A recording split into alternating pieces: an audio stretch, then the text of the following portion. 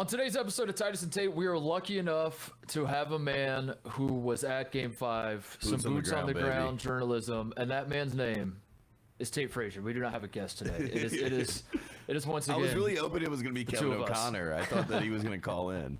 But hey, I can do it. Jay-Z is Blue joining Ivy us. is going to be on the phone to tell us why she wants her dad to leave her alone. So Tate was in San Francisco for Game 5. You're back now. I'm excited to hear your thoughts on the atmosphere. Was there a few Draymond chant at any point in time coming from the Golden State fans? All these questions that are going through my mind as someone watching this on television and not there. So Tate's going to provide the boots on the ground journalism, which will basically cover Tate. We have not done a show since there have been 2 NBA Finals games that have been played since we last did a show. Yeah. So we have some catching up to do for all the people that listen to our show and don't actually watch these games. Yeah. Last time you heard from us, we were basically burying the. We were like, it's Celtics time. Just get over it, kids. We're gonna pivot to hockey, and here we are. The first time I made a joke about how people aren't watching the finals but are listening to like what we're saying, like that we're giving people NBA Finals updates. It was very obviously a joke. It's still a joke, but I think there might actually be some people that like aren't watching it. There's some validity maybe behind it. There's a few friends of the program that are like, you know what, I don't need to watch it. You guys tell me what happened. So we got a lot to talk about, like you said. We have a lot of catching up because this series is once again over, but it's not over the way you might think. We're going to talk about it. We're going to try to figure out who is him because I am absolutely fascinated by this. I will continue to be fascinated by this. Who is the most valuable him? Who is the him VP, if you will? We will be breaking it down because there are a lot of candidates, Tate. Andrew Wiggins, Jordan Hempool, Stephen Curry. There's so many hymns. The entire Golden State Warriors. There are a lot of candidates. Also, we got to obviously talk about how big of a fraud Jason Tatum is and whether the Celtics are hitting the panic button. Ooh. There's a ton to get to, but first, Woody Durham.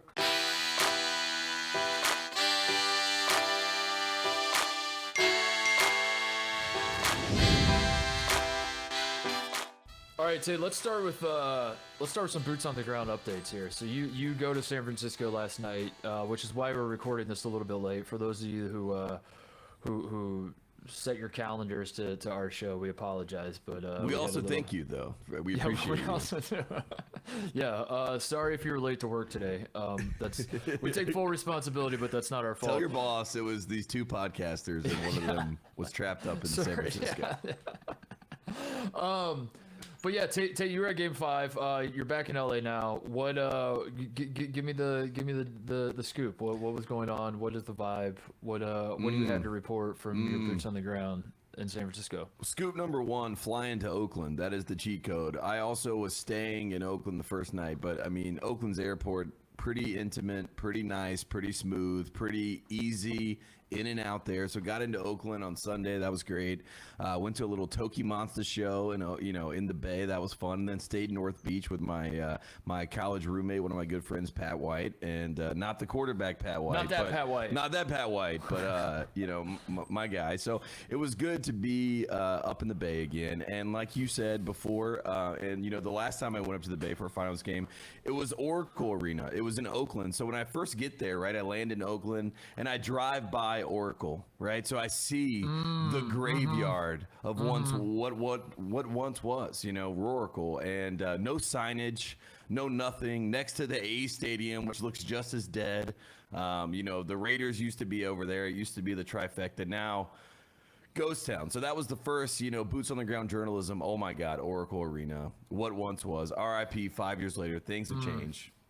And I think, I'm not going to say they've changed for the better, Titus, but Chase Center is pretty nice and it's pretty epic. And, I'll pay all the homage to Oracle. I don't think you can ever match the energy of that building, nor can you match the fans of Oakland. But when I got to Chase Center, one, it's in the middle of the city, right? Like it's like there's buildings all around. You're like driving by like NASDAQ building and then like Black Rock, and then all of a sudden, it's Chase, and then it's the Chase Center, right? So you're like, I thought I was in the financial district, but now I am literally where all the money is made, I guess, in this town, which is at Chase Center by the Golden State Warriors, by that ownership. As Brian Windhorst said last night after the game, this was a checkbook win, Mark Titus. I don't know if you've heard that. Even though everyone said the Warriors were dead 2 years ago, now they have too much money, they have too much talent, and they are impenetrable. And when you get to the Chase Center, you realize there's like 43 entrances, which is amazing, right? Getting into the Chase Center was easy. Getting out, you had 50 exits, really easy. But in general, I just wanted to say that I came in wanting to hate, right? I came in with hate in my heart. Yeah. As I drove past Oracle, as I had the memories of 2017 and that finals victory after 2016, the redemption, and then I'm coming into the Bay. I'm like, I don't want to see the new place. I don't think I'm gonna like it. It's really nice. It's really nice. So I want to get that off my chest. I came in to hate the Chase Center, and I left with respect for the Chase Center. So all that money worked, Titus. They got to me. It wooed me. I was sufficiently wooed. You're a fan of money. You're joining the. So what you're telling me is you're joining the Live Tour, Tate. Is that the announcement here? Is that you're ready to? I would never. But I will say, the Chase Center is really nice and definitely has live implications, right? with how it came to be. How did I saw that Windhorst was said something about a checkbook win. Deal. That was horrible. That was horrible. I thought the Warriors were homegrown. I thought that was the appeal. Like, wasn't that the fun thing going into the? Wasn't that the fun thing going into this finals? Is those two homegrown teams that built from the ground up, and now the Warriors are the '90s Yankees. Is that what am I understanding this correctly? That they're just like throwing money in. Now Andrew Wiggins has turned into A-Rod. Everyone is like, I can't believe that Andrew Wiggins, the #1 pick, would go join the Warriors. Like, they're talking about Andrew Wiggins as if he's Kevin Durant now. They're like, he messed up the balance of competition in the NBA. Damn that Andrew Wiggins. You're like, everyone was saying this guy was a dud, right, and they needed to trade him for Harrison Barnes and scrap pieces to start the season.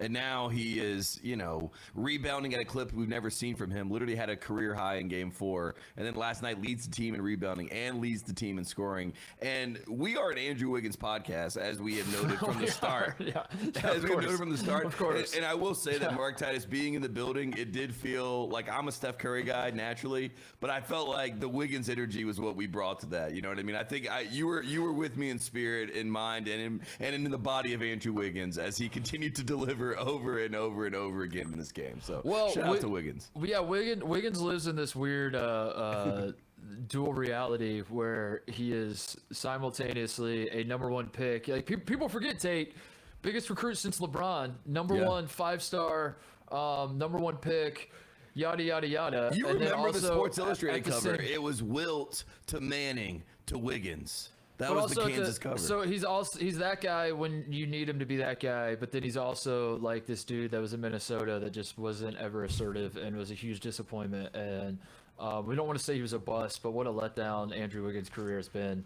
Yeah. And it's fascinating to go back and forth and trying to determine what his identity actually is. Because as you said, like when they got Wiggins, I don't remember anybody complaining about how the Warriors are now a behemoth and the Warriors are gonna.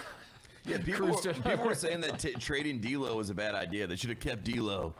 Got to keep D'Lo. But, I mean, yeah, Andrew Wiggins now is, I guess, a force to be reckoned with. Even some are saying Andrew Wiggins, Finals MVP, Mark Titus. That was some of the noise coming out of the game last night as far as the media crowd, right? Because no one can accept the fact, and I saw it in person, so we can talk about it, but no one can accept the fact that the Warriors did not shoot well from the three-point line. Steph Curry did not play well scoring-wise, but was still able to impact and end up winning a game. And that, I think, is why everyone is so shocked right now. And that's why we're getting these wild comments from people, because they're like, I didn't think this was possible. And I honestly think Boston didn't think it was possible, and they saw it last night. So, crazy.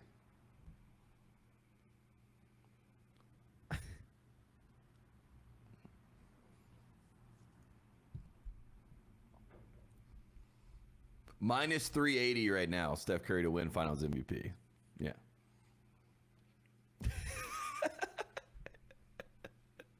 if Wiggins did win MVP, doesn't Wiggins have a better case for MVP than Iguodala had, at least?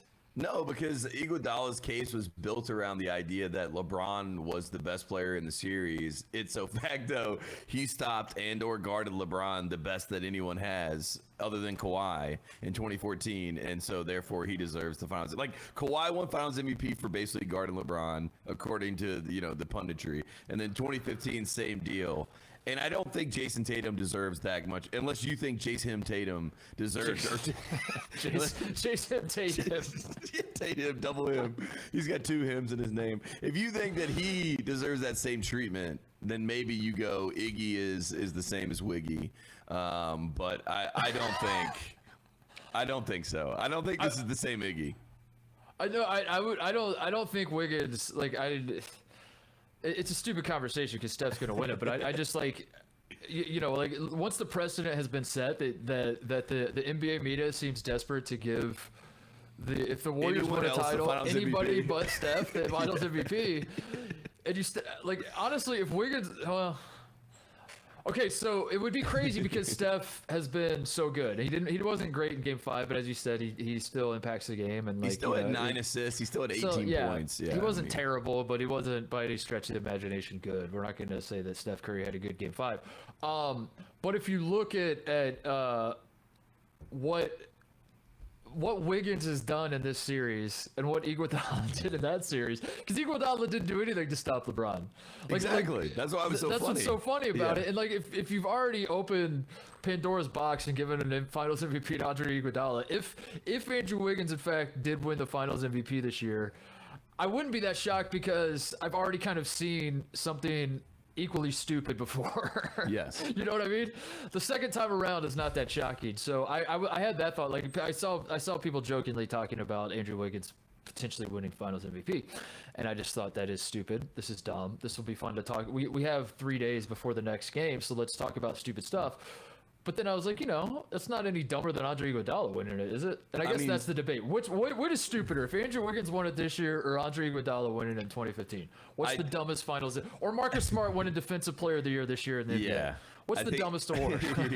I think that there should be like a vote, like a council, right? That like this is something that our Bill would probably be into, like a council 10 years later that meets up and decides that the awards were right.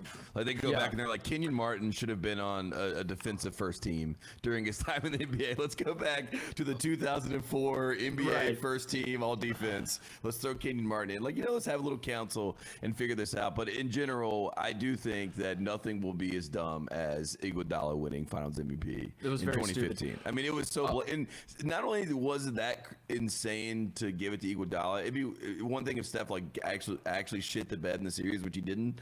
But Steph was the MVP of the regular season. In what world? In what world would you have the MVP of your regular season and you not give him the Finals MVP when his team wins the title? Like, how dumb can you be? Really, truly. How dumb can you be from a marketability aspect unless you're placating one person, in this case LeBron, which fine, LeBron was fine to be placated, but my goodness, what a dumb decision overall. And you said which one is stupider? I think Iguodala would be dumber. If Wiggins won it this time, and let's say he goes Game 6, has 20 rebounds and 25 points, you're like, I mean, the guy guarded their best player and is the leading rebounder on the team. I don't know. I mean, and at that point, he would be up there for, leading scorer. So at least there's like an actual argument for it instead of just like this nebulous, he guarded LeBron. He guarded LeBron. Yeah. That was like the quote card that came out. Like when they gave him the award, it was like, he did guard LeBron. It says it on his trophy. It says NBA Finals MVP, Andre Iguodala, and then in quotes underneath it, he guarded LeBron. Held LeBron to 34 points per game, 8 assists. And 8 rebounds. Can we talk about the vibe of the entire series beyond who's him, which we'll get to in a second, but just I don't think this series, as much as I like to joke about the series being over and the whiplash you get watching NBA pundits talk about every single game of a series in the playoffs, I don't think it's a foregone conclusion that the Warriors are going to win the title. I mean, Boston is going to play Game 6 at home. Which you have to think they're going to be favored. I assume they're going to win. In that game. It feels like the Warriors have In every series that I've paid attention to, at least, the Warriors seem to have a game where they just completely shit the bed because it's almost like they don't want to play well. They don't want to close the series out on the road. They would rather, Memphis beat them by 40 something. They should have swept the Nuggets, but they didn't. This kind of feels like it could be that the Celtics could, if the Celtics have some heart to them, they'll, they're not just gonna lie down and fold and let the Warriors win on their home court. And then Game 7, the old adage, anything can happen. You see what happens in Game 7. Like if the Celtics end up winning the title, I'm not going to be shocked. But I will say, Tate, it does feel like the Celtics are defeated. It feels like morale is at an all-time low. It feels like, from my perspective, doing like the big narrative, like guy on his couch who's just watching and attaching narratives to everything he's seeing here. Steph Curry in Game 4 just completely demoralized Boston, and Boston thought, that's okay, we're a great road team. We already beat them in San Francisco before. Game 5, Steph plays like ass, at least shooting the ball. Yeah. The whole team, like the Warriors, who are a team that I don't know if people are aware of this, became famous for how good of shooters they are. They became famous as a franchise for hitting a ton of threes. Couldn't hit anything. The Celtics have that stretch where they hit 8 in a row, take the lead in the third quarter. It feels like they might be able to steal it. They do not steal it. There's too much Andrew Wiggins. Draymond played pretty. Draymond was okay. I'm not going to get carried away and pretend like Draymond was awesome. Much better than he's been, though. He was much not better a than he's liability. been. Yeah. He was definitely not a liability. And I would feel like if I was a Boston fan and if I was on the team, whatever my role in cheering for Boston would be, I would be very demoralized by what has transpired, because I would have very little faith that my boys can pull it together at this point. They're the better team. I still believe that. I still believe the Celtics are the better team. They just keep shooting themselves in the foot. They turn the ball over like crazy. They miss They're basically just a make shots team, and when threes are falling, the juice is flowing. They're feeling great. They lock up more on defense. Everything is, you know what I mean? I mean, we were joking about off the air about like the Warriors 3-point shot is their home run. I mean, in a sense, like the Celtics home run, right, is like them actually hitting threes, because then they turn it up on defense. Marcus Smart, starts doing Marcus Smart things, quote unquote, whatever that means, and it just kind of rolls from there. But I think you're 100% right.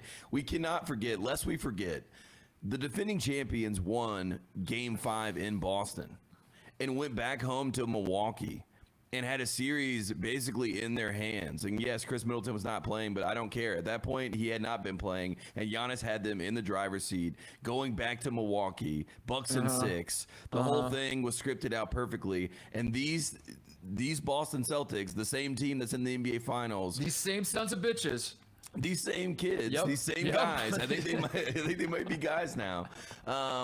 They turned it up, and Jason Tatum had 44 points or something ridiculous, 43 points, whatever it was, 46 points in Milwaukee, and gets it back, and they win Game 7. So I personally left this game, and I think a lot of Warriors fans coming out the building, yes, they were excited, because like there's a lot of Charles Barkley Warriors fans, you know what I mean? Like the ones that he hates, where they're just like, we did it, we won, but being in the seats that I was in the upper level, there were some really cool people up there, like some diehard, you can tell, OG Warriors fans, right? And the way that they reacted to the win was, we got to win in Boston, right? They were all saying, we got to win in Boston. We don't want to come back. Like, God forbid we have to come back. We have to kill them while they're down. We have to get this done. We have to get there and hope to God that Game 6 Clay that everyone, wants to talk about actually exists. I don't really.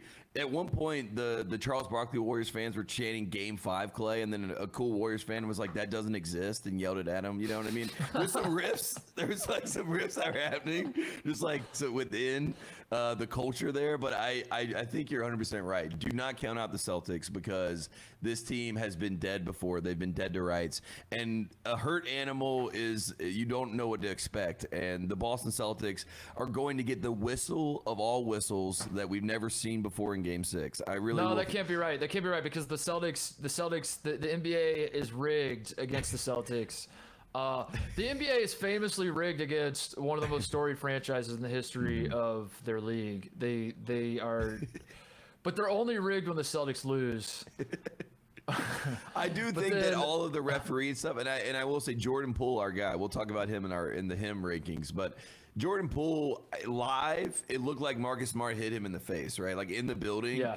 I was literally there, little 14-year-old Jason Tatum's in front of me, and I'm yelling, "Learn how to play the game. Play the game, 36." You know what I mean? Learn how to play the actual game. 14-year-old Jason Tatum is sitting in front of me, and I'm yelling at Marcus Smart, and then he's turning around and he's like, Marcus Smart didn't touch him, and then they show the replay, and I'm like, "Damn it, Jordan Poole! Like, why did you drag me into this?" I was like a fan. Dude, when you said I thought you meant like Jason. Oh, the actual Jason Tatum. No, there was a 14-year-old Jason Tatum fan sitting in front of me, who was. Sorry, this is all visual in my head as I replaying it in my mind.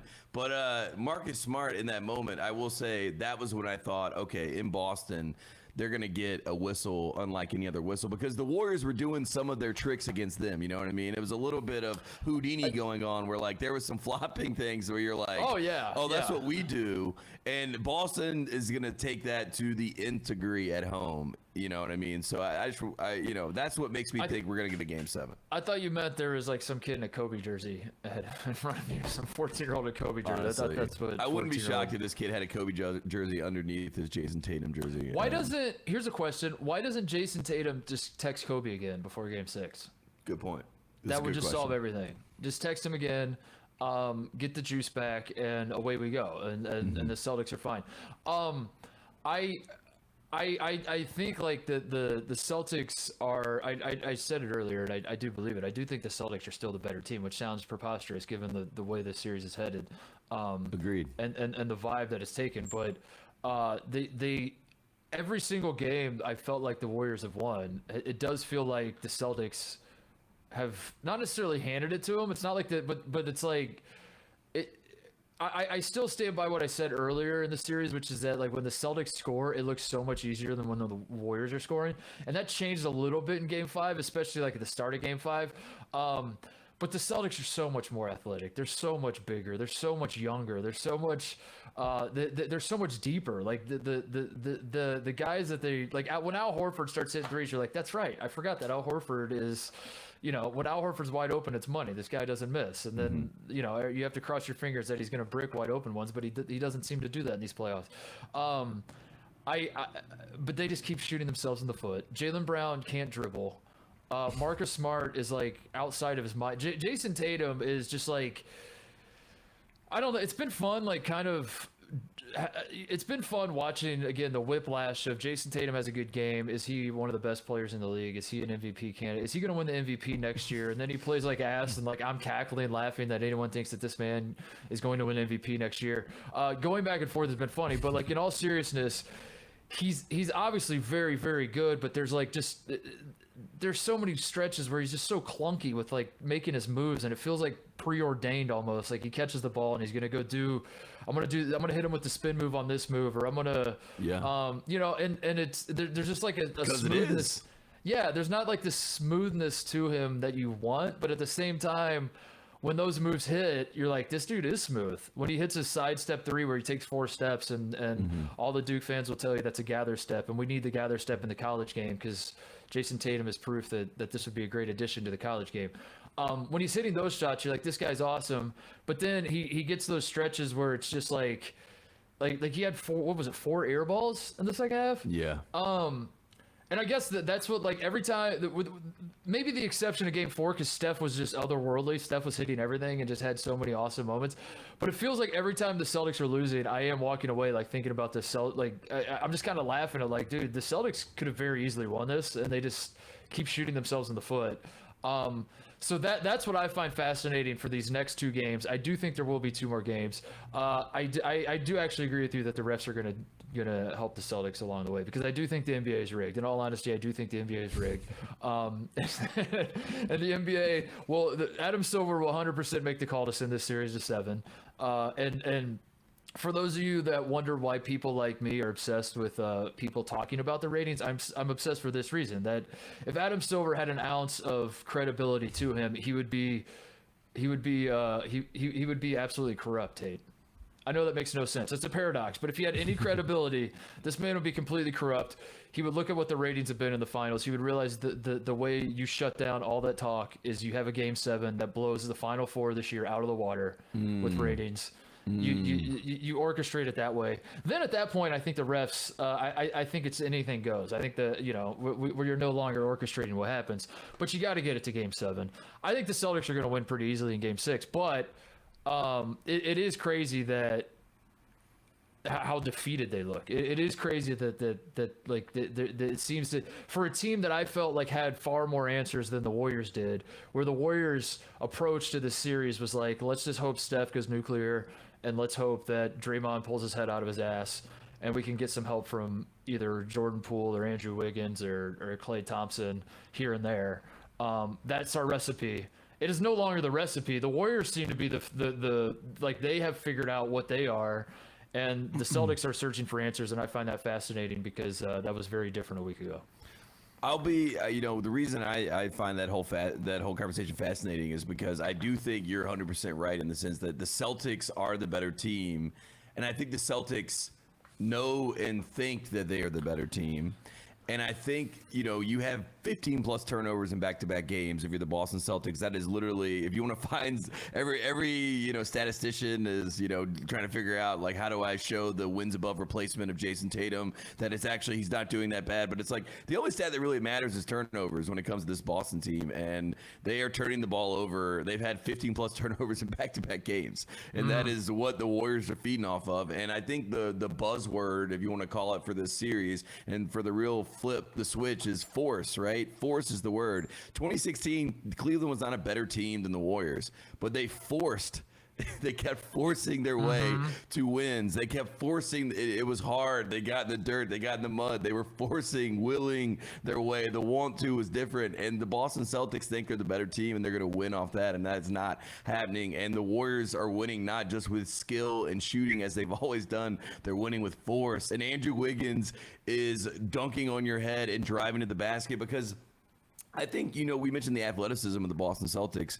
The one player on the Warriors that really is there and can be that guy from an athletic sense is obviously Wiggins, but there was kind of a mild-mannered, approach from him right as we started this series. But as he has gotten settled in, as he has gotten, his feet wet, he is saying, okay, well, the real way to open things up for us is for me to make these guys guard me, and especially for me to go vertical, right? The only space that's on the floor is vertical. These guys are pushing us out 30 feet from the basket. The only place we can go is up, and guess who can go up? Andrew Wiggins. And that's honestly why I find it so fascinating, because Boston is the better team, as we're saying, but I think the Warriors have found a way to use force to actually will themselves to a title. Majeure.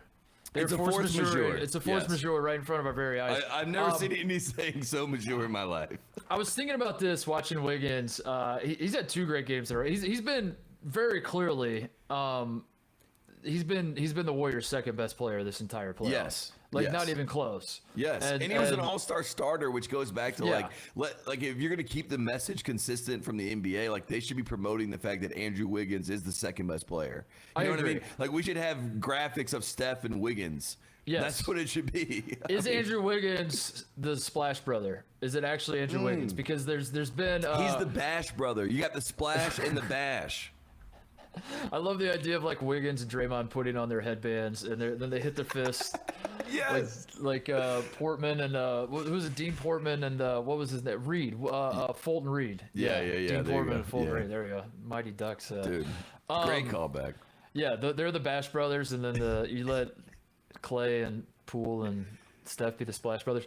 Poole is like gonna get his splash card revoked pretty soon. I feel like we'll talk about that, but yeah. Well, no, Poole maybe he's not a Splash brother, maybe he's a him. Let's talk about it because I'm ready to I'm ready to broaden this discussion because the Gold Hem State Warriors have really what they have done for the him discourse cannot be understated. Tate. They have taken him discourse to a level that I didn't think was possible. I thought every single NBA team had one him on the team. It was clear who the him was. Yes. And it was very, very clean cut, dry situation. That is not the case. It has gotten very confusing, and I've been frustrated by this with the Warriors. But I've also, after last night, I realized that this is actually good because it's making us ask questions that we didn't even realize we needed to ask. Now, with that, I'll say early in the playoffs, Tate, we had a discussion about what is the difference between being one of them ones and being him. And I'll be honest with you, I don't remember a goddamn thing from that discussion. Yeah, I don't either. But I remember there was a difference. You can be one of them ones. And then by being one of them ones, I believe you can be elevated to him. You can be elevated to him. Mm-hmm. And as I'm watching Andrew Wiggins, this emergence of Andrew Wiggins, who was, as you said, an all-star starter and has been their second best player, but like just kind of came and was number one pick and number one recruit. But he just kind of came out of nowhere these last couple of games, didn't he? As I'm watching Andrew Wiggins, and you guys like you and I are having discussions about like how assertive he's been throughout his career, how assertive he's being in these finals. That's always been the knock on Wiggins, is that can he be a him if he's not like trying to impose his will? Mm-hmm. And then Tate, I've realized that there's another phrase in the him discussion that's being thrown around a lot that I need some clarification on, and we should talk about. Yeah, it's a phrase. He's got that dog in him. Ooh. Have you seen this? You've seen this. Not only have I seen this, I've heard this a lot growing up. I think this is a Southern thing. You know what I mean? This is making a reemergence. This is like this is entering the discourse again. He's got that dog in him, and I know what it means, but at the same time, I have no damn clue what it means. And that's why I think we fold that into the mix of the him discussion, because I think on second thought, like I thought Andrew Wiggins could not be him because him has to be more assertive. Him has to have the swagger, the confidence, what have you. Mm-hmm. But I think having confidence just means you have that dog in you, or you talk me through that, because like is having that dog in you the blue collar confidence, and him is the white collar confidence. Is that what it is? You know what I mean? Because Jordan Poole has the white collar confidence. The dog in him is definitely blue collar. I feel like when you hear someone's got that dog in him, you're thinking Tony Allen, right? You know, you might even give like Draymond Green. Draymond Green's got that dog in him. You know what I mean? Like that would be one way to describe. So I think that's a blue collar term. Him seems to transcend the collars, right? I think this is a mock term. You know what I mean? This is something that could go anywhere and be used at any point. So I think him supersedes the dog in him, but I think the dog is very similar to one of the ones, right? Like it is like a recipe to be one of them ones, if I do say so myself. Okay, that makes sense. So Andrew Wiggins, a lot of times we've been waiting for him to bark, right? And he's finally he doesn't have that dog in him. I still don't think Andrew Wiggins has that dog in him, but the dog he might not be a top dog, but he might be a cool cat. You know what I mean? Like he's a real cool cat. It was the end of the third quarter, right, when Wiggins passed to Jordan Poole and Poole hit the buzzer beater. That was a very like that shows you what like him is, right? Because that's the Andrew him Wiggins, order. Yeah, if him was Wiggins, really truly him, he would have pulled up there. And Wiggins is so far from wanting to be him that he almost didn't pass it to Poole. Even though he knew Poole would hit the shot, like you saw Wiggins, he was like, maybe I should just dribble this out so we don't waste the possession. Then he was like, oh yeah, I'll just give it to Poole. And that was the best thing that Poole did all night, right? I mean, he was getting some eye rolls from the crowd. There was a lot of groaning every time that he would, do that little like shimmy shake to nowhere, and everyone's like, where is this guy going? Shimmy shake to nowhere. You know what I mean? And but that shot in the third quarter, and it gave him the lead. I think a lot of people underestimate because the Warriors have owned the third quarter, and they were losing in that third quarter, by a significant amount. And the fact that Jordan Poole hit that shot and gave them the lead going into the fourth, that was a very him play because it got the whole place ready. It was like, oh, we are here, and we are them. That's where I've arrived. I think that Wiggins is. I think Wiggins is one of them ones. I think he's officially one of them ones. And Wiggins is one of them ones. He does. I still don't think he has the dog in him. I think he's showing the dog in him a little more in these finals. Certainly the last two games with his rebounding and defense. But Andrew Wiggins, we need a full. Dude, we need like 2 or 3, I guess, playoff runs from him having the dog in him for me to think that he permanently has the dog in him. Yeah. I've seen too much Andrew Wiggins throughout his career without having the dog in him to now believe that he has the dog in him, Tate. So Andrew Wiggins is one of them ones. I think I do think the him of the Golden State Warriors is Jordan Poole. I do. I think Steph wants to be the him. I think in Steph's mind he's him. I think Steph in Game 4 was him. Set the tone for what the finals has become, which is that like Steph took control of the series back single-handedly in Game 4 and said, we are the better team. I am the best player. Yep. I am him. It is mine.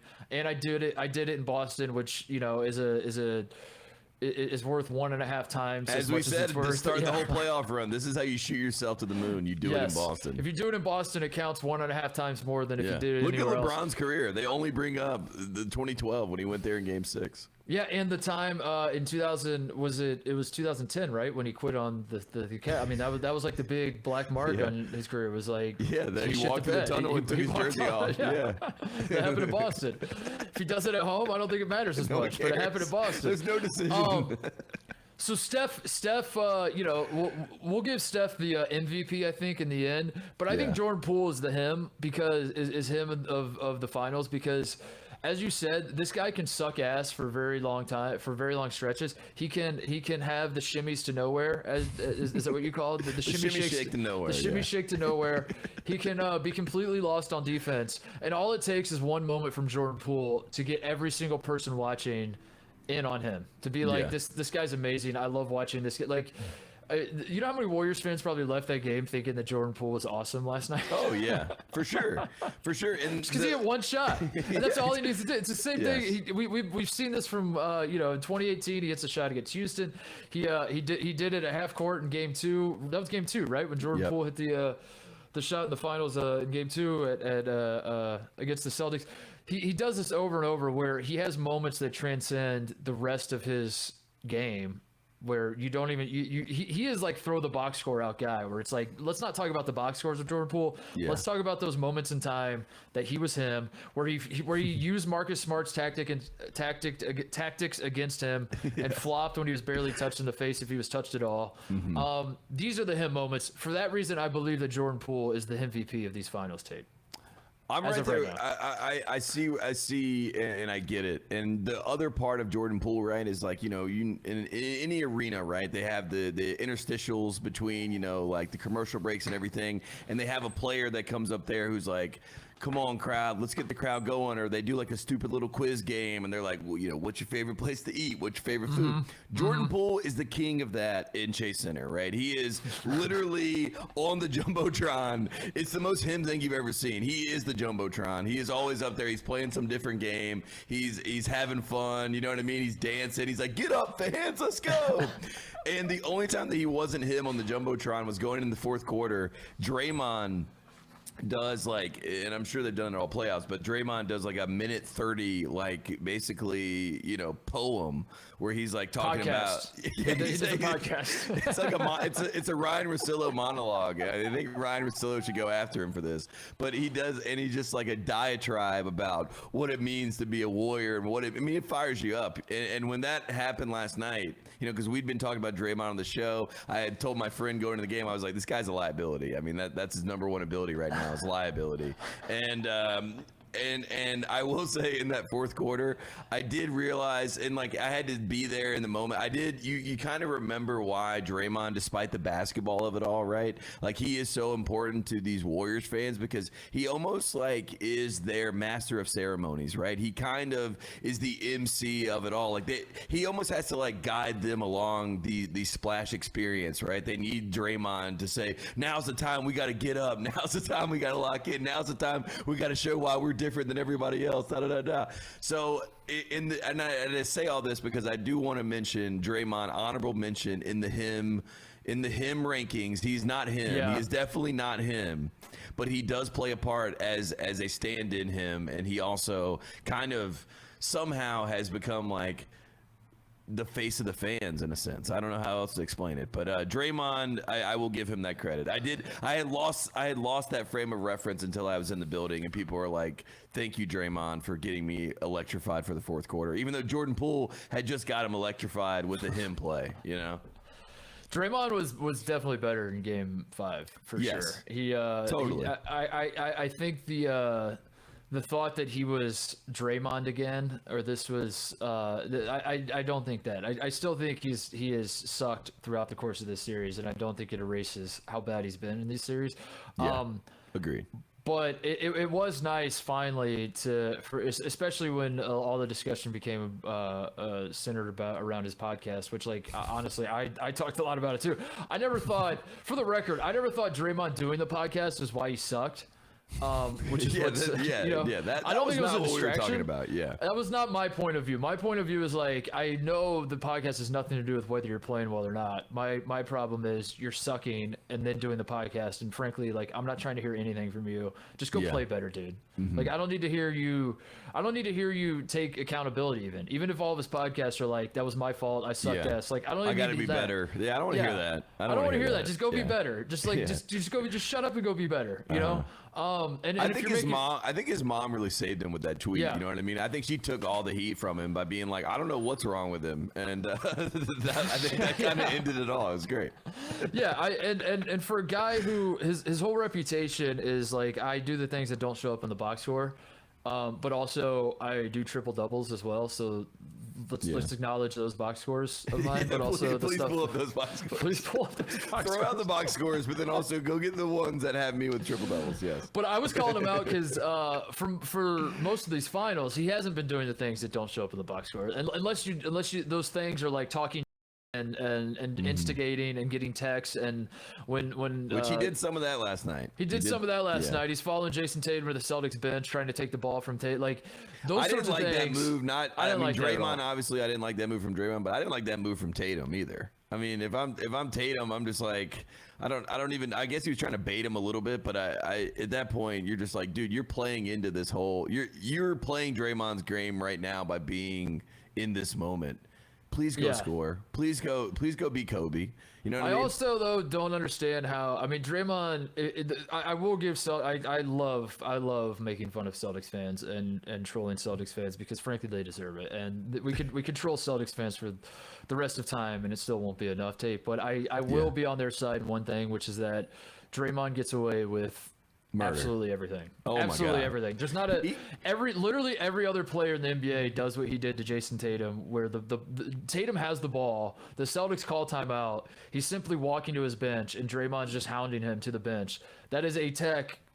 Any other player, LeBron does that. That's a tech on LeBron. It's not even a superstar call. It's somehow Draymond has infiltrated the brains of the refs, where they will call a tech on. We've talked about it on the show a million times that the first tech is always scripted, but they'll call a tech on him early in games, and so in Draymond's mind, it's like the refs have it out for him.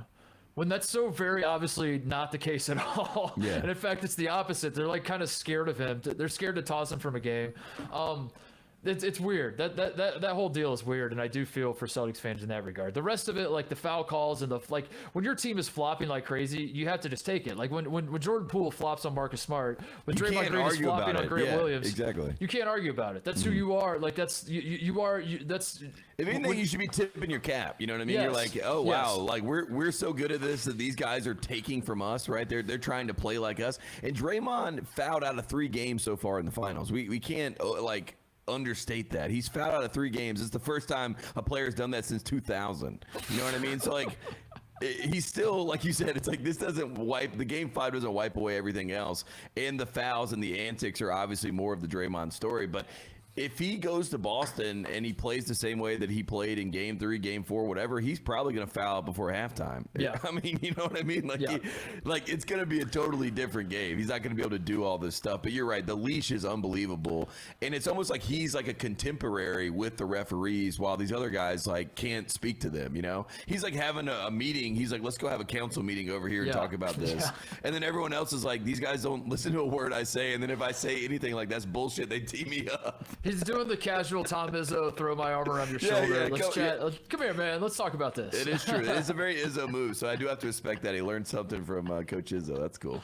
No, Draymond does not. At this point in his career, Draymond doesn't. We don't need him to be as great as he has been in finals past. And there was a stretch there in 2017, 2018, Tate, where it felt like every NBA draft was when you and I were doing shows, we were jokingly talking about who's going to be the Draymond of this draft. Yeah. And we were doing it. It was such a joke because it was like if there were so many Draymonds to be had in all of these drafts, the Draymond wouldn't be Dray. But like, what makes him so good is it's that funny he is unique. Grant Williams was one of those Draymonds that we knew. Yeah, I think he were was. Like, Grant Williams is a great Draymond. I think we probably did when Grant Williams came out. We were like, yeah, that guy could be Draymond. But you don't need Draymond to get triple doubles. You don't need him to be a lockdown defender and all that stuff. Like at this point, all I ask from Draymond for me to not kill him in finals post game podcasts when you and I get together and talk about the game we just watched is just simply play hard and don't make your entire approach to the game be all the extracurricular bullshit rather than like trying to actually play hard and play defense and like look at the rim every so often. I do think that like he can't hit. He's still like an offensive liability. He can't hit shit. I do think he has to continue to shoot though. Yeah, like not every single time. He took a three early in the corner last night. That was big, and then he had the classic Draymond where he's like faked the handoff and then he went for the dunk. And I'm like, as long as you do those two pepper things, those in. Yeah. You gotta pepper those in. You gotta crash the glass. You don't even have to grab the rebounds. You just have to like if you want to be an instigator and do shit like that and like get under people's skin and all that sort of stuff and do the stuff that doesn't show up in a box score. Box out. Great example is just boxing out. It's just throwing, and that's how you pick up cheap fouls. There's nothing worse than Rob Williams like having to deal with you boxing him out straight up. He doesn't want to deal with that. Like that's a headache. I think that's how Draymond gets attacked in Game 6. If I'm Draymond, I throw my ass into a guy boxing out, get a foul called, and yell at the refs that I was simply boxing out. I get a tech. And then get Steve Kerr to review it. They review it. They're like, honestly, he is just boxing out. You know what I mean? They overturn the call. Draymond goes crazy. But that's what I want out of Draymond at this point is like stuff like that, and he wins me over. It's the all the other ancillary extracurricular bullshit. When on top of that, he's not even playing that hard. He's not even playing that good a defense. That's what drives me crazy. Game 5, he was a little bit better. He was certainly, as you said, he was looking to score at least enough. His defense was a little better. He was playing harder. He had the juice, and that's all we can ask at this point. I don't need Draymond Green to because that seems to be like the discussions about Draymond are basically. If you're someone who wants to criticize Draymond because he doesn't put up stats, then Draymond and all of his supporters and fans will yell at you that you don't understand basketball and you don't understand what he's bringing to the game.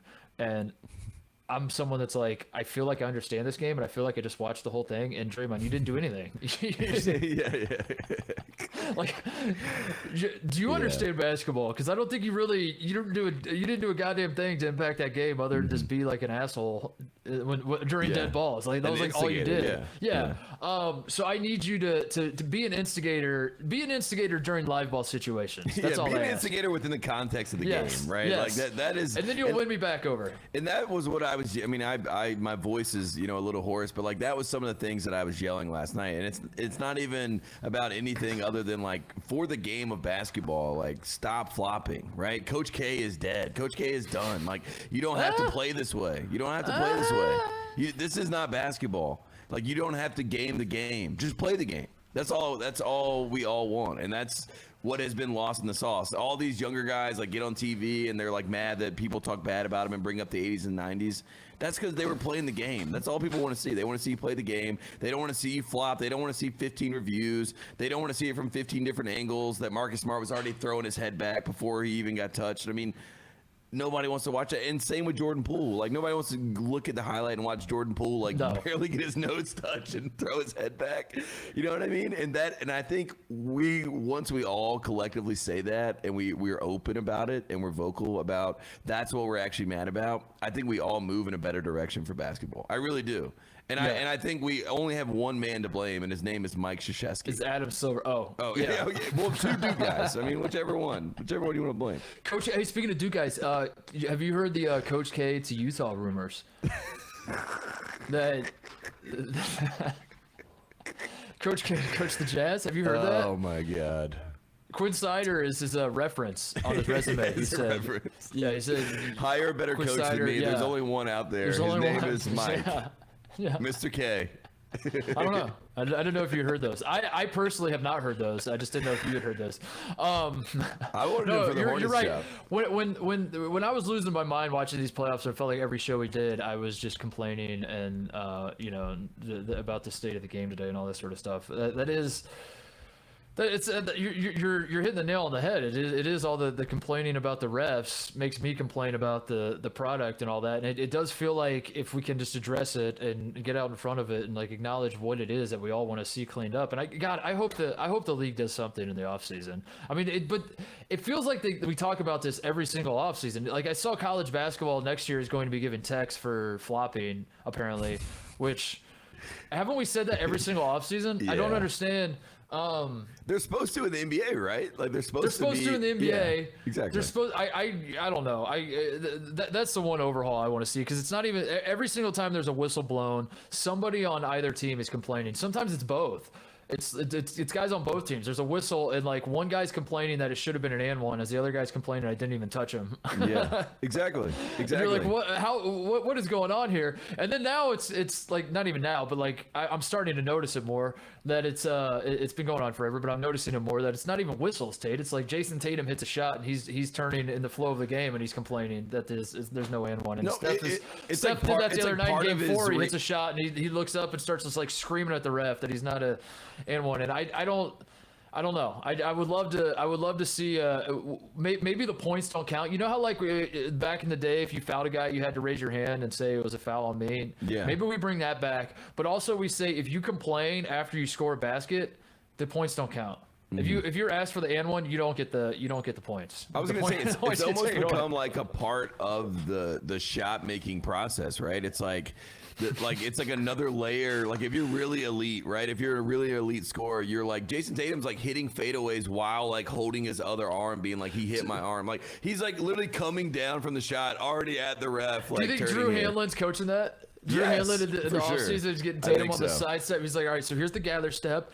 Then you take the two-step shuffle behind the line. And then as you shoot, as soon as you release, take your left hand and hit your own elbow. Take your left hand and hit your own elbow. There you go. Good job, Jason. You mentioned earlier like some of the stuff with Tatum, like it can be so beautiful or it can be so like rigid. And the reason I think that is because it's never like sometimes it is, but a lot of the times with these kind of moves that he has, they're all scripted in his head. They're all like predetermined. They're all premeditated. Yeah. And that is also not true to the game, right? Because the game is reactionary and it's anticipation. And it is like we talked about that Penny Hardaway play where they asked him about the step back spin 3 or whatever he did. And he was like, I don't even know what that move was. That was just like, the guy wanted me to go left. So I spun back right and I hit a 3. That was like based on the defense. That's how I reacted, and it was natural instincts. And I think the best thing that could happen to Tatum, in my humble opinion, is if he wants to honor Kobe and like idolize Kobe, he should really think about the fact that Kobe Bryant, yes, he was like, I mean, almost psychopathic with his work habits and things, and the way he copied Jordan's like mannerisms like on a basketball court, but he also had great instincts and he also played to the game that was in front of him. He didn't have predetermined like I need to do this, I need to take 20 shots, I need to, you know what I mean? And that's the only thing in the finals right now with Tatum, and maybe he figures it out, right? Because I mean we've seen him turn it on before, but like that's the only thing for me that throws me with him when people are talking about he's top 5 or he's gonna win MVP next year. I'm like, I feel like there's still like instinctual parts of basketball that you can't script and that you have to improv, for lack of a better term. And I'm not sure that he's that guy. And I think Jaylen Brown is actually better as an improvisation or whatever you want to call it at the end of games, and is more instinctual with kind of like his moves and things, even though they both are similarly kind of rigid. But he can't dribble. Like Jalen's problem is he can't dribble. So he's got the Harrison Barnes syndrome where I'm like, dude, just grab the ball. Like, But you're right. I mean, it's like that's his problem that he can't. And then everyone's like, in the fourth quarter, one of these guys has to take over. I mean, that also seems like what the crux of that whole conversation has been with them forever. Like Jason Tatum was saying, why am I the superstar 2 weeks ago, which I thought was very strange. And then Jaylen Brown, every time they ask him, he's like, Jason Tatum's our leader, and you're like, what is like, They got to figure that out, I guess too, at some level. this is why I was so adamant against the Celtics winning this NBA championship, and why after Game 1 I was hitting the panic button and I was saying something has to be done. We have to, as a basketball community, stop this because this team is not that. They're both somehow better than the Warriors, and they're the best team, but at the same time they're frustratingly not a good team, Tate. Like that's a team full of floppers where like Jason Tatum's your superstar. Winning the title would, and they choke down the stretch. They turn the ball over like crazy. Like that team winning the NBA championship. That doesn't sit right with me because I think like where my mind wants to go is like we've seen teams that don't have superstar players per se win titles before. The 2004 Pistons is where your mind goes, right? Like that's the example. It's so funny that everybody uses the Pistons. I mean, and you're right. I mean, it's like the only. Like that. No, there's no other real example except maybe one of the Spurs teams with Tim Duncan on it, where Tim Duncan's like one of the greatest players of all time. So like that's not exactly a great example. So other than that, it's the 04 Pistons. That's the one you keep going back to of like. Is it possible to win a championship when you don't have one of the 5 or 6 or 7 or whatever best players? The difference being, Tate, the Pistons had the dog in them. That Pistons team had the dog in them, and I do not see the dog in these Celtics. And I think these Celtics think they have the dog in them because they think that they're a great defensive team, and they are a great defensive team in some ways. But when your identity is basically flopping, and your offensive identity is when we shoot threes, we look awesome, and when we break threes, we stare at the bench and say, "What do we do now, coach?" And so many plays are, as you said, scripted or not play scripted, but movements are scripted from various guys. Jaylen Brown can't dribble. Marcus Smart's a turnover machine. Jason Tatum's a turnover machine. Like all of that drives you crazy. That is not the dog in them. That is not like what you want to see out of a team that doesn't have the superstar player. And you put all that together and you're like, this team can't win an NBA championship. But at the same time, I do think they're better than the Warriors. And that is why I was so down on these NBA playoffs and these finals for so long because I was like, bring back LeBron. I mean, that's basically it. Bring back LeBron and Giannis. Bring back Giannis. Yeah. I did ask you this. If I asked you this in Game 1, if the Bucks and the Suns had been playing, like if the Saudis came to the Bucks and the Suns and said, let's start a We got an idea. We got an idea. We're gonna pay all of you guys to play a 7-game series at the exact same time as the NBA Finals. There's no trophy on the line. There's no legacy plays whatsoever. It's just you two teams play each other, and I want everyone to care as much. Like the winners get millions of dollars, more money than you can. Every game you win, every player gets $50 million. Which series would you watch? Be losing his mind. Which series would you watch, Tate? Would you watch the NBA Finals or would you watch the Bucks and Suns playing each other for $50 million? Because I would definitely be watching the Bucks and Suns. I was gonna say after Game 3, I definitely would be like, I'm watching Bucks Suns, like no doubt about it. I do think it's interesting, and I realized this last night as I was at the game. As I was watching the game, Steph's a point guard, obviously, but there was no true point guard even on either team. Like, not even the second unit, right? Like, Jordan Poole brings the ball up when Steph Curry was going out. Like, I'm like, Jordan Poole should not be bringing the ball up in the finals game. Like, that sounds like the worst idea in history. And boy, did we feel it in the building. Every single time, I'm like, this is a mistake waiting to happen. And then sometimes it was glory, right? Because that's kind of the roller coaster that you ride. But last year's finals, like having, Chris Paul and Drew Holiday and that level of point guard play, right? And the way that they were able to structure the game out and to manage a game and to, what's the buzzword? Play the game, right? Like actually play the game. That is what I think is maybe missing at times from this series because the crazy thing is it kind of happened in soccer. Like you don't have a center forward anymore. Like there's no center strikers, right? That like position has gone away. Point guard has kind of gone away, and you see it in this series because you have to have someone that can score that plays point guard. And Steph is the scoring guard. He's the scoring point guard, but he also has the bear the responsibility of getting guys in order. But Draymond helps shoulder that. The Celtics had the same thing where it's like Marcus Smart is like bringing the ball up as your point guard, but you also got like Horford to kind of like get guys in order, but there's no real point guard, and I think that's why sometimes these games feel out of sorts because it's not traditionally what you see, and a point guard does so much more than people really like. As much as all these guys go on TV, they're like, you don't understand basketball. Let me tell you about that. Like, a point guard does set things up in a right way, or in a digestible fashion that you're used to. And in this series, we're really far removed from that. And the Celtics are playing Warriors basketball, right? And they're actually like compounding on themselves. And the Warriors are like, we can play private school basketball too. Watch me flop, like, and it's like this weird, like, we're going down like this doldrum. And I think the question is great, because I think a lot of people are like, well, I kind of, like big man, point guard, wings. Everyone kind of fits in their pockets and plays their position and plays their role. PJ Tucker does, so I think that's why it's fascinating, because it's like a traditional versus an unconventional, and I can see both sides, and I enjoy them for different reasons at different times. But even last night, Steph Curry on a fast break on a 2-on-1 ran to the 3-point line and then didn't even get the 3 out, right? And and then I think about that compared to last year, where Drew Holiday strips, Devin Booker is coming down on a fast break, Giannis Antetokounmpo is sprinting like a gazelle and is pointing up to the sky and is like, throw the freaking lob, and this guy dunked on an entire city of Phoenix, like, you know what I mean? Like, and I juxtapose these two things, and I love Steph Curry always, but like, when I think about what that is, I'm like, that is kind of more traditionally what I expect to see in the NBA Finals, right? And that it's like kind of a, that I think we're at a crossroads right now in basketball, right? Because there's people that love the what is now and what is popping, and there's the people that grew up and played a certain way and have and that's what this whole like kind of argument is, right? The whole GOAT conversation is actually extrapolated out to like modern basketball that we see, and the gamesmanship and things like that, versus what is traditionally the game, right? So it's really fascinating. But if you put a gun to my head and said which one you want to watch, I probably would want to watch the Bucks and the Suns. Yeah.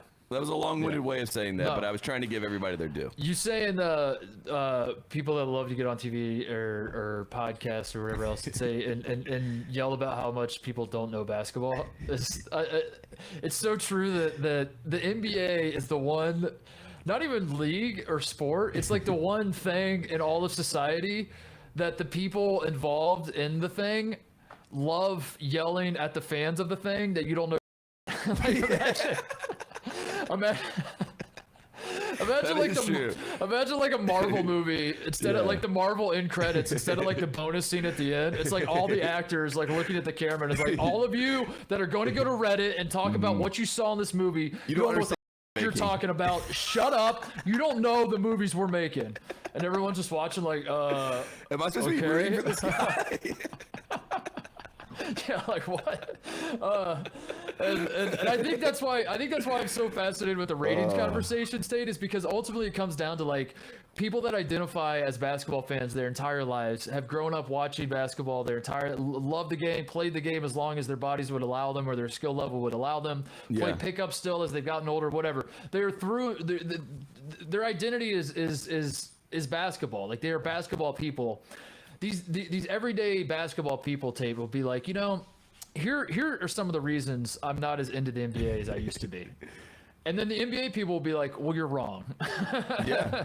And I'm so fascinated by that, like, tug of war of like, yeah, but how can you, like, they're telling you that maybe there's too many threes, or like the idea, like, cool, I understand that the spreadsheet says Steph spotting up for three on a 2-on-1 fast break is the most efficient play he could have made in that situation, given like, his percentage and all that sort of, but like, that doesn't mesh with like my ideal of what basketball is. So I'm kind of turned off by that. And then you have like the NBA type people that carry the water for the league and work for the league's partners in media, then go on TV and talk down to the people that are like, I don't think I like that much. You're like, no, you do like it, and here's why you like that. And you're like, no, I don't. And that whole tug of war is just like so fascinating, because like both sides are very clearly right. Because like on the one hand, like the people that are just love pointing out that the players have never been better, the league has never been better, and it's like, have you not stopped and realized that you have to say this over and over and over? You shouldn't have to say this over and over and over. Like, at a certain point, shouldn't the fact that the players are way more talented than they were in the 90s, and the games are way more intense, and the pace is up, and the shot making's through the roof, shouldn't all of this stuff be obvious to us, like casual fans, like the people that don't know a ton about basketball? Shouldn't this be shouldn't the fact that you're getting in front of a camera pointing all of this out over and over and over and over again eventually stick? Yeah. Like, isn't that a problem? Has it clicked in your head that like you shouldn't have to do that if it is in fact as great as what you're saying? Yeah. I don't know. So I'm fascinated by all of that. I think that's a great point, and it's also one of those things where like Steph Curry doing that, going to the 3-point line, is the only person, as everyone, like Steph Curry broke basketball in that sense because like he played his own way, which was totally unique to him.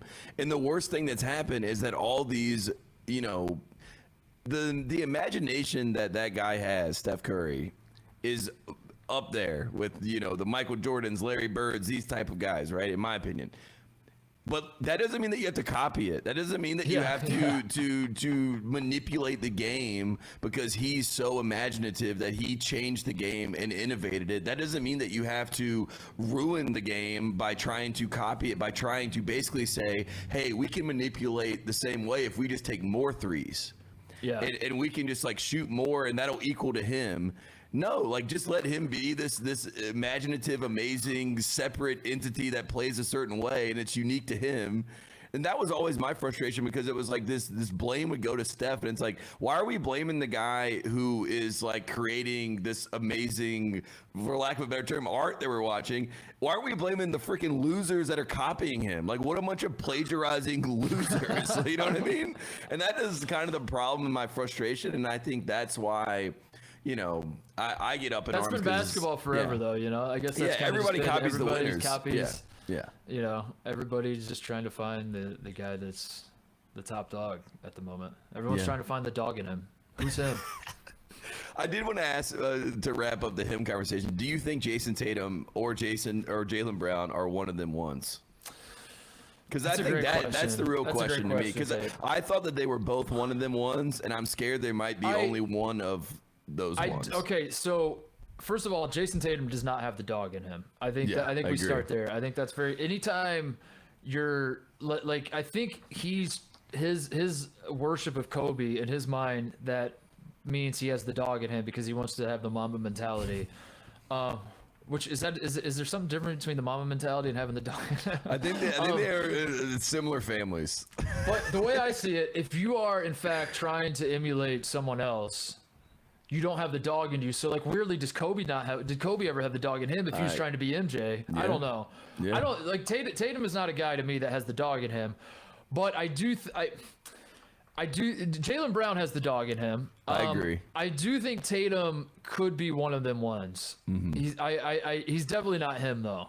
Jason Tatum is not him. Tatum does not have the charisma to make up for the lack of like people want him to be a superstar, especially Boston people. He is not. Like maybe he is. I don't know. Who gives a shit? You're right. Whatever your definition of a superstar, but like he is not on the level that like he wants to be at. The Celtics fans want him to be at. He's not quite there. And the only way in my mind you can make up that gap, which then would make you him, is if you had just charisma off the charts, and he has like negative charisma. Yeah. Which goes it's a against, very Anthony Davis situation with him, where it's like a lot of people were asking early on, you know, when he came out, they're like, can Anthony Davis be him? I remember in 2012, everyone was asking that. They're like, can Anthony Davis? This is about a decade ago. I wrote a column about it, I think. I think you did. It was in Grayland. Go look that up. Like, will Anthony Davis be him? Yeah. But I do think I said no, he doesn't have that dog in him. Yeah, that's right. I remember that. I think that was the last sentence. Really good. It was about 14,000 words. I think it was footnote number 11. I said he does not have the dog. I'm like fact checking footnotes. I'm like, this is my life. Oh my God, Jason. But Anthony Davis is one of them ones, but he can never be him because of the charisma. I think Jason Tatum is one of them ones. I think Jaylen Brown is one of them ones. But I think one of them is going to have to fall from that status for the other one to stay. I agree. One of them ones. I'll say this, and I mean this genuinely, and I don't know how controversial this is, so I don't know if this comes across as shtick or not shtick. It's just genuinely how I feel. I get more excited about the idea of Jaylen Brown than I do Jason Tatum. Me too. I don't think Jaylen Brown is better than Jason Tatum yet. Agreed. But like Jaylen Brown just needs to learn how to dribble. Yeah. Which is to be fair, it's not like you can just like sprinkle pixie dust on yourself in an offseason and then suddenly have Kyrie's handles. It doesn't work that way. But Jaylen Brown to me is more exciting. I don't know, and it might just be personal preference. I'm not saying a GM should, if I was Brad Stevens, I would, trade Jason Tatum and build around Jaylen Brown. I'm not saying any of those things. I'm just saying my personal preference watching both of them play. I get more excited at the idea of Jaylen Brown. Like when Jaylen Brown's rolling, he's more fun to watch to me than when Jason Tatum's rolling, if that makes sense. Tate. I agree. Tatum to me is a little bit like a machine, you know what I mean? Where it's like almost you're like it's like not obviously Kawhi, but it's a little bit like I feel like removed from it, you know what I mean? Like even last night, I'm at the game, I'm watching this guy hit like 4 straight shots in the first half, and I look up and it's like Jason Tatum's got 16 points already. Yeah. It just like it's one of those things where it's happening in front of me. But then sometimes like he's had some amazing moments, obviously some amazing highlights. But you're right, like when Jaylen Brown, because I think Jaylen Brown like has another level to hit. I do think, like you said, gets his handles right and he has the right makeup and everything. So. But I don't think that it's like saying anything bad about Jason Tatum to say that Jaylen Brown can excite you more. I really don't think I don't think that is dismissive towards Jason Tatum. And the Boston fans, the media have already decided that Tatum's a top 100 player. So it doesn't really matter, right? Like it doesn't. No matter what happens moving forward, Jason Tatum will be a top 100 player. It'll be Coach K's first top 100 NBA player. And then maybe I'll say he's him. You say that now, but if Tatum forces himself to the Lakers, he's dead to all the Boston media. You're right. And yeah. So LeBron for Tatum right now. Who says no? Who says? Whoa. Whoa.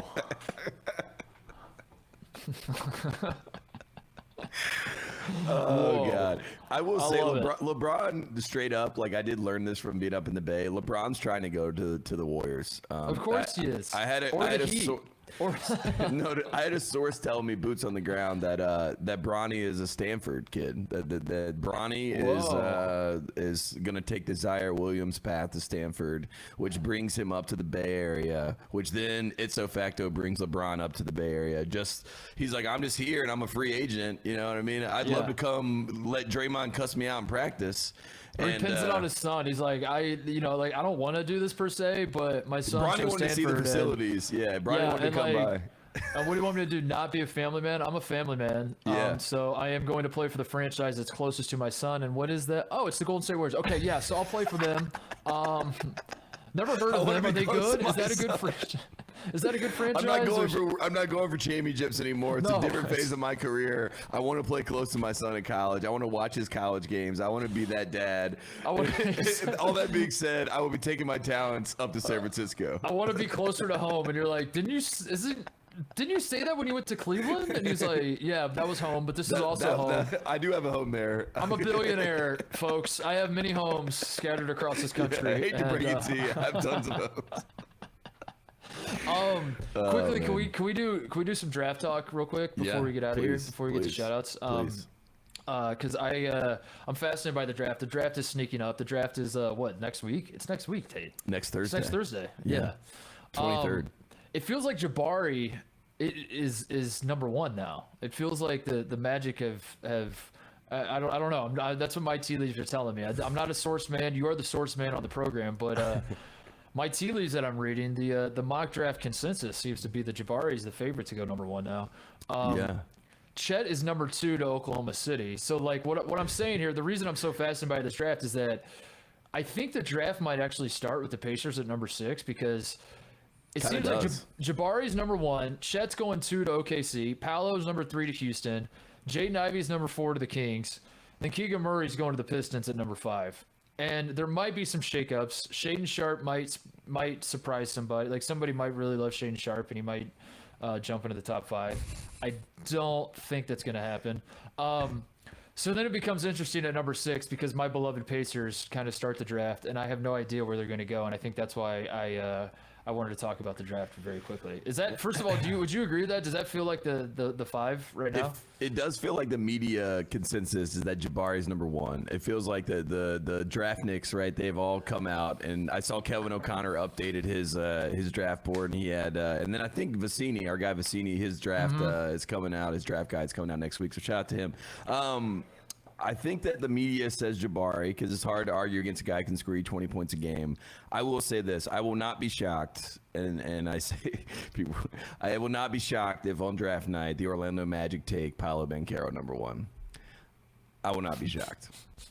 So I think a lot of Jabari smoke is because people, and this is all my whatever. So, but I think the general sense, right, is that the Magic were going to take Chet, but they, not necessarily 100% on him. So then people have jumped to the conclusion, well, if it's not Chet, then it has to be Jabari, right? Then that was who number 2 was. Okay. So now he's going to be number 1. But they're not accounting the fact that the Orlando Magic really, really like Paolo Banchero. So I think that there's a chance that Paolo Banchero, because they're looking for a 4, right? So you're saying, basically what you're saying is that it's not over yet. Like the 3-horse race for number 1 pick is still on in your mind. It is on and popping, and I will say I think Paolo Banchero has the lead. Whoa. Yeah. Whoa. Whoa. So there you go.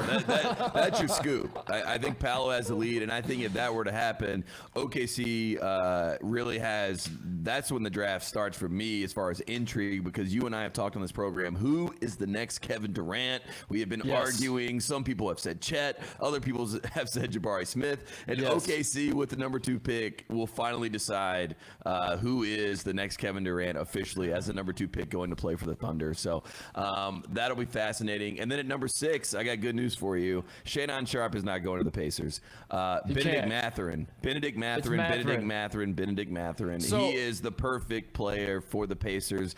I've heard good things. Let's make it happen. I'm buying Mathurin stock. I'm very excited about the idea of Mathurin. He might jump in the top 5, by the way. He might jump Murray. There might be a chance that he jumps Murray, and Murray falls to the Pacers, and everyone's like excited because it's Big Ten. But you're gonna want Mathurin.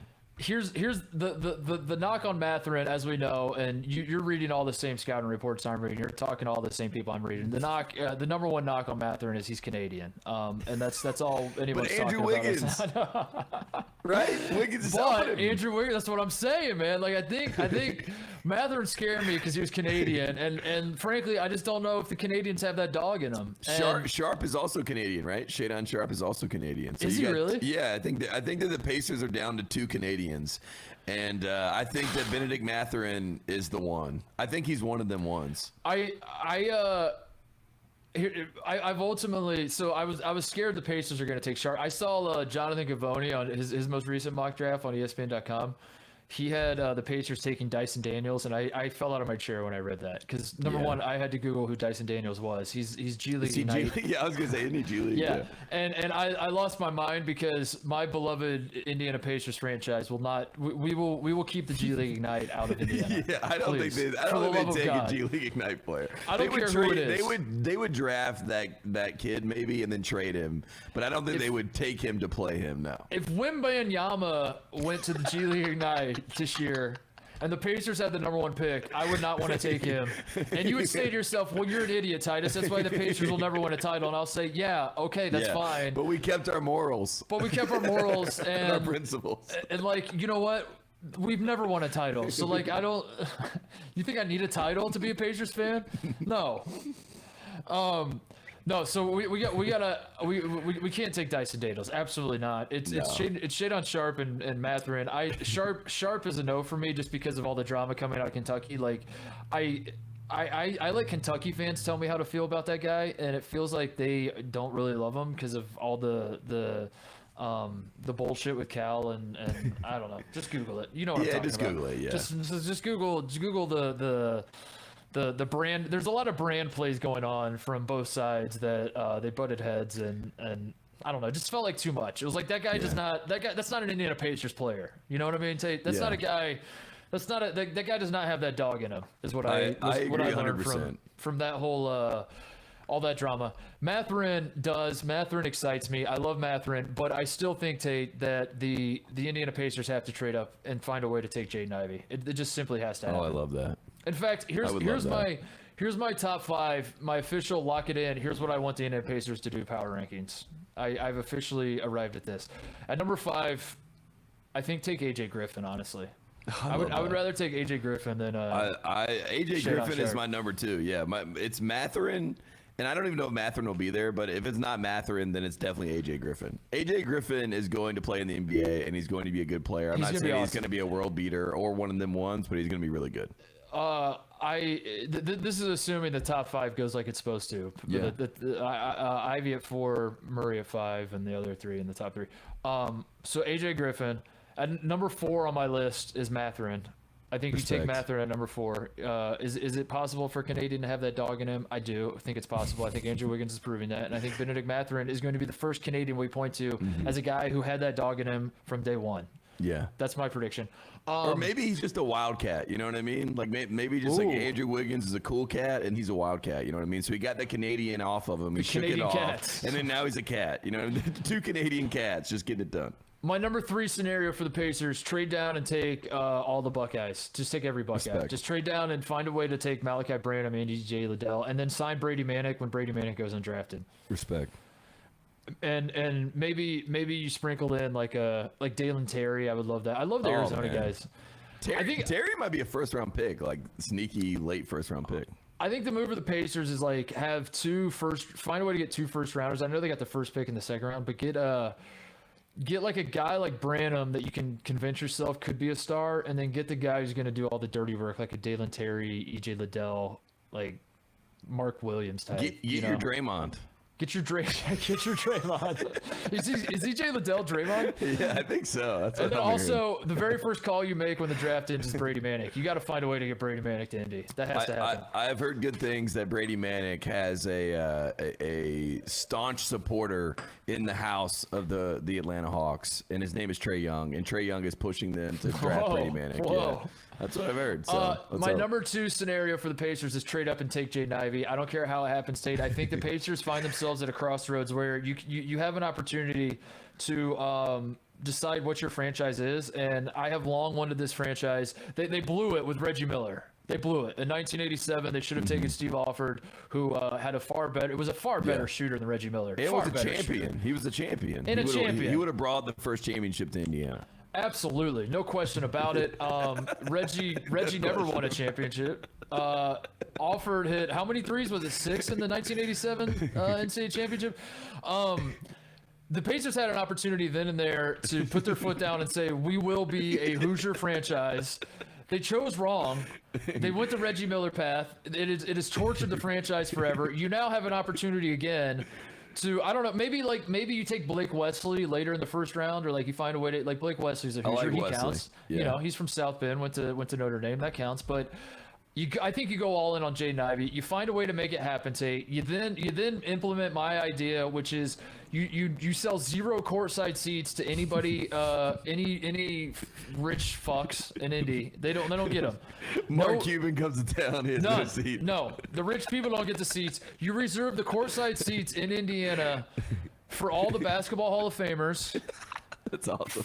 For the Final 4 most outstanding players, if they're in town, Bob Knight. If you're in town, you want to come to a Pacer game, we got a courtside statue in the corner. There's a John Wood statue in the corner. I think if you're a former Indiana Mr. Basketball, you can make a call and you can say, I want courtside seats to the Pacers game tonight. And they're like, done. Tom Coverdale, you want to come to a game? Yeah. Done. Yeah. You're sitting courtside. And I think if you're Brad Stevens, we reserve a seat for you as well. I think those are the groups. I think, and you build franchise around Jaden Ivey. You lean all the way in. I think that's the move. I think that's what the Pacers should do. And at number 1, my scenario, if it's not that, is invent a time machine and go back and rig the lottery and find a way to get one of the top 3 picks. Because, oh my God, Pacers picking 6th is actually horseshit, and I'm so mad about it because they should have. They should have got number got a better three. pick. They should have got number three, which could have been like a Chet Holmgren fall to you at 3, which would have been amazing for the Pacers, right? You get like a franchise potential player like that could actually grow up. And I think if you took Chet to Indiana, he would actually probably turn into a super freak basketball player. Because what else is he going to do? Imagine Chet's dad and Rick Smits just driving around Indiana together, like making content for YouTube. And Bird brings him, you know what I mean? He brings him out, like takes him to lunch, like probably says 4 words the entire lunch. Is it good? All right, that's my draft update. That's where I'm at with the Pacers. I want Mathurin, but I really want them to just find a way to take Ivy. I don't know how it works. I don't know how trades work on draft night. I don't know. Every other franchise seems to be able to figure it out. You just like throw a bunch of assets together and put the package together and trade up and make it happen. If you're a coastal franchise, you find a way to make it work. If you're a middle America franchise, you just get bent over and you have to take it on draft night. I would love for that not to be the case. I would love for the Pacers to somehow get savvy. I don't even know what their assets look like. Take some expiring contracts, flip them around, take some other first round picks, package those together. Move up 3 spots and take Jaden Ivey. Leave no trade unturned. Let's start flipping assets. You just walk in the room. Can we flip some assets or what? Yeah, I'm gonna show up on draft night and just bang the table and be like, "Flip the assets, boys. Let's do it." I fear, and I'm really worried that the asset they're gonna flip is Miles Turner, and they're gonna flip him to the Hornets. And the Hornets need a big that can get vertical, and Miles Turner is a what the experts would call a ground athlete, right? I don't like ground athletes. I like air athletes. And so I really hope that hope that they do not flip Miles Turner down the Charlotte. Flip him to the Hornets. Bring back Gordon. I would like that for Gordon. I'd be happy. If the big offseason move the Pacers make are sign Mike Conley, draft Jaden Ivey, and trade for Gordon Hayward. Is Gordon's contract up? Would you have to trade for him, or can you just sign him? No, you got to trade for him. I think he's got 2 more years. Trade for Gordon, draft Jaden Ivey somehow, and sign Mike Conley, and then do my idea of blocking off all the courtside seats for Tom Coverdale and his family. And the Pacers are back, dude. Turns out Tom Coverdale comes to every game. No one can get a seat. And he has all of his cousins there. Everyone's like, dude, I mean, you want to get courtside, but Coverdale's everywhere. It's covered.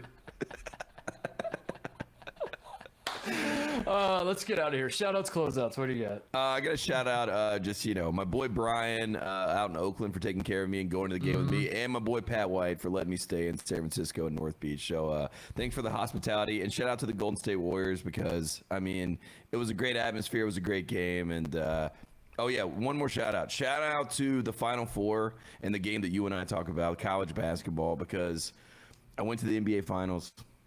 I went to the Final Four.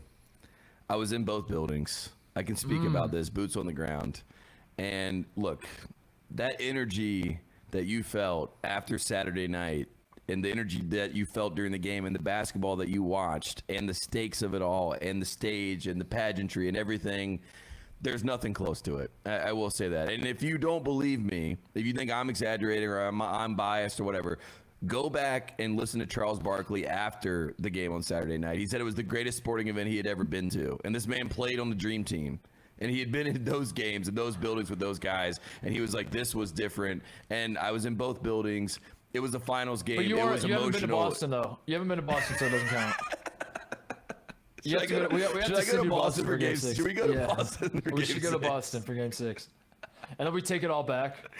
We're like, I'm like, I just didn't know. I didn't know that it could be this level of electricity. I saw this 64-year-old man with a Kevin McHale jersey throwing up 2 middle fingers to Draymond Green, and then and only then did I realize this is actually bigger than college basketball. This is no. It's just different in Boston. But I will say there is a difference, and I was worried that it could be, I could come on the show and have reported the opposite, and I would have been a little bit hurt, but it's just different at the Final Four. So shout out to college basketball. You do it again. Look at the ratings. You know what the people Look at the ratings, folks. Look at huge ratings. Speaking of college basketball, I want to shout out our dumb sport that we love so much, Tate, because college basketball is once again going back to a aircraft carrier well, the well that provided such delicious water back in the day, literally on the court. The condensation forming on the court. I sincerely think that Carolina should send a cease and desist. This was our idea, that now Michigan State, who we asked to play with us on the aircraft carrier, they are now acting as if it is their idea to co-op. So cease and desist. Well, Mark Few is part of this idea. Gonzaga, Michigan State. Mark Few is a Carolina. Mark Few he turned down the Carolina job, right? So yeah.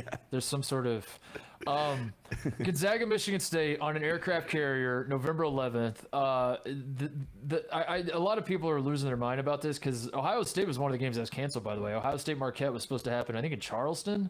That was one of the aircraft carrier games that had the condensation on the floor, and they were wiping it up, and guys are slipping around all over the place during warmups, and they just had to cancel the game.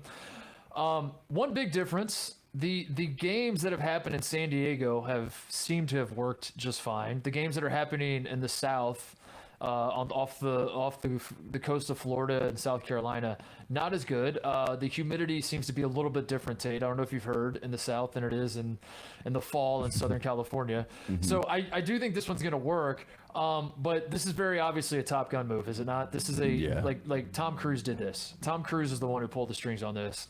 That's all I could think about when I saw that the news that they were trying to make this happen. I was like, this is a Top Gun overreaction.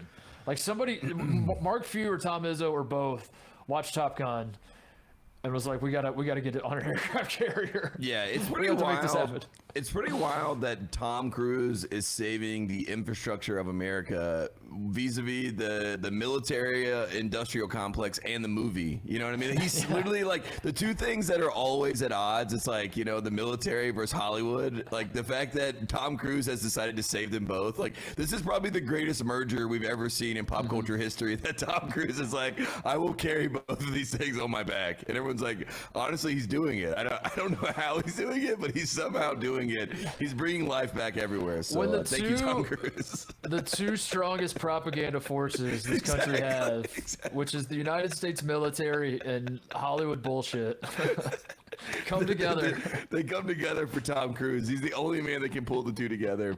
And shout out to him. Speaking of insane basketball ideas, Wisconsin-Stanford is taking place on the same day, November 11th. They will be playing on Veterans Day in the Milwaukee Brewers Park, which used to be called Miller Park. Who the hell knows what it's called now? Let's just always call it Miller Park because there are sponsors. I don't love it. Don't love it. The aircraft carrier game I don't hate quite as much because at least there's like a military tie-in. I don't understand what this one is. Wisconsin Stanford at a baseball stadium. I don't get it. I don't like it. Not for me. This is becoming an American thing though, Tate, is taking a sporting event, finding like the worst venue for it. That's like also another, and then like dumping them together, like playing football games in Yankee Stadium. I was gonna say the Pinstripe Bowl is the best example of like no one needed this. It's kind of like KFC Taco Bell, you know? You're like, I guess, but did we just build New York FC, NYC FC, ACDC, whatever their franchise is called.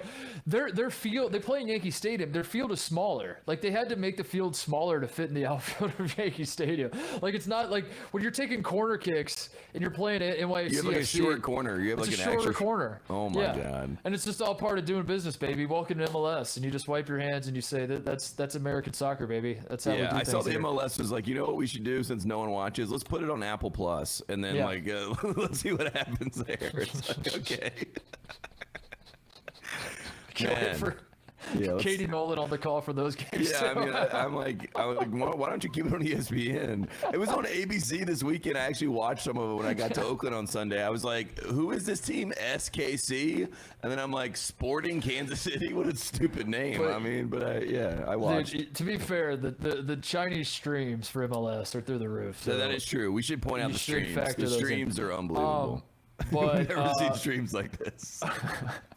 I'm excited for the first, like, there's gonna be a college football game at Augusta National that's gonna happen, like Georgia versus South Carolina. 100%. On the No, I think it's Amen baseball. corner. I think it's baseball because it's got to be true. It's like the Atlanta Braves are playing the New York Yankees at Augusta National on the 12th hole. they've turned Amen Corner into a baseball field. If you build it, they will come. Fox Sports 1. See you this Sunday. If you're the one person that's like, I don't know, this seems kind of stupid. You're like, dude, shut up. This is awesome. Dude. You don't get it. This is two great institutions coming together. Speaking of two great institutions coming together, Coach K has a grandson by the name of Michael Savarino. He is now going to New York University, aka NYU. Shout out to him for that. Jacob Grandison is transferring to Duke Tate to fill the spot. So Duke has lost a grandson, but they have backfilled it with a grandson. So there's that going on in Durham. But Michael Savarino taking the Brad Calipari route of stepping outside the family to go get minutes elsewhere. He will be playing at NYU. So I guess you and I have to cover NYU next year. I was going to say, first question, NYU has an athletic department, right? Yep. Like, I mean, I had no idea that they had, I literally had zero clue. I did not know that they had a team. It's financed by all Hollywood. The, I'm all guessing Hollywood. yeah. Because when I saw the news, I was like, wow, Savarino's going to go Hollywood on us. You know what I mean? He's going to go to NYU. He's going to write a screenplay, and he'll be out here in a few years. So, I mean, I'm happy that he got another opportunity. I still think it's, insane that he had a scholarship at Duke. I mean, they keep saying that Duke had no scholarship transfers, but Joey Baker and Michael Savarino, from what I can tell, they both were on scholarship and they both transferred. And the best part about being in Manhattan, Tate, he doesn't have to worry about finding a designated driver now. He can just take the subway. Yeah. Subway. Or take a 2-hour Uber to go 5 blocks, Drive fresh, Yeah, he doesn't have to. He doesn't have to worry about where he's going to park his car and deal with all that. Anything else before we get out of here? That's all I got, man. I'm happy to talk to you and decompress about what I witnessed last night. I was scared it was going to be really bad if the Celtics won and I was going to come back and I was going to be in bad spirits, but I left on a high. Well, we still have time for that. We still have plenty of time for the Celtics to. I will say I'm going to Game 7 if there is a Game 7. Oh wow! I'm going to Game 7. Wow. Because if there's a Game 7, then we have to all hands on deck. You know what I mean? This is like, I went there every time I've been to a Warriors game, they've won. And if Game 7, if they need me there, I will be there. Hopefully, I'll have to do the math on. I'll have to figure out. Should we both go? Yeah, because I might go. I'm not gonna go. I'm not gonna go to the game, but I might. You could talk me into being in San Francisco for Game 7 because. I got to figure out my connections through both franchises that if there's even a 10% chance I could be at the after party. Yeah. For whatever team wins. I got to figure that out. Yeah. Well, Evan Turner, dude, that's my end. Hit up Evan. Hit up Brad Stevens. I should have Brad. Brad's like old AOL email. Like send him an email that he probably still uses and be like, "Hey, coach, just catching up, looking for some advice out here, working in the media these days." I sent it from my my AOL address that I had in 2nd grade, Mr. Hoops or whatever it was. Yeah. Send it from AOL, like send it from AIM. Go into Instant Messenger and Coach Stevens. Shout out to the Colorado Avalanche, who are going to start their quest to win the Stanley Cup tonight. They're going to win in 6. That's going to happen. Shout out to John Fanta, who was already working with us at Fox Tate, but there's an announcement today from John Fanta that he's more in bed at Fox, so I'm excited for that. We got to get him on the show. We have to figure that out. Maybe that's the announcement. Remember when Andy Katz put in his contract that he had to come on our show once a month, but then it didn't really happen, but it's in his contract. No, maybe we do that for Fanta. We get in his contract as well. All of these guys that work for Fox, they have it in their contract that they're on our show to the point that it's not even in our contract that we're on the show. We look up and Fanta and Katz are doing our show and we're like, how'd that happen? And our bosses just shrug their shoulders. They're like, it's in their contract. Welcome back to Titus and Tate. I'm John Fanta. He's Andy Katz. Let's break down the biggest stories in the Big East. What just happened? How did this happen? And then the last shout out I wanted to give was the Notre Dame baseball team. I got so Tyler, who filled in for Jim last show we did. Our guy Tyler was producing our show. He's a Notre Dame alum. We were doing the discussion about college baseball jerseys.